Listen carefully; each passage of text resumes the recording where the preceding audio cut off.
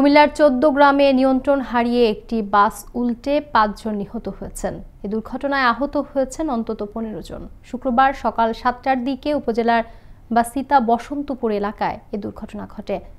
ঢাকা থেকে যাত্রীবাহী বাসটি চট্টগ্রাম যাচ্ছিল। পথে বসন্তপুর এলাকায় বাসটি নিয়ন্ত্রণ হারিয়ে পাশের একটি খাদে পড়ে যায়।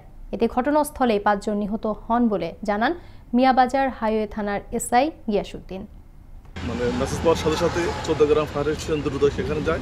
সেখানে গিয়ে ৮জনকে উদ্ধার করে, জীবন উদ্ধার করে, আর ৫ জনকে মৃত অবস্থা উদ্ধার করে। আমরা যদি মৃত্যু বলি না, কিন্তু তারা বলছে যে মারা গেছে এমন আর কি। তাদেরকে উদ্ধার করে আমরা পুলিশের কাছে হস্তান্তর করি।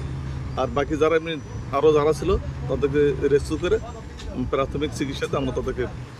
তো এই অসতর্কতার ভিতর আমি মনে করি যে ড্রাইভার হয়তো বা খুব টায়ার্ড ছিল, ঘুম ভাব ছিল, দীর্ঘক্ষণ একই রকম গাড়ি চালাতে পারে, অথবা যে কোনো কারণে হোক না কেন তার অসতর্কতার কারণেই কিন্তু গাড়িটা দুর্ঘটনায় পতিত হয়েছে।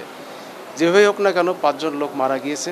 এই ৫ জনকে আমরা অতি দ্রুত আমাদের যে থানা আছে, থানা নিয়ে এসেছি, তাদের পরিচয় বের করার চেষ্টা করছি। ইতিমধ্যে আমার ৫ জনের ভিতর ৪ জনের পরিচয় আমরা বের করতে পারছি।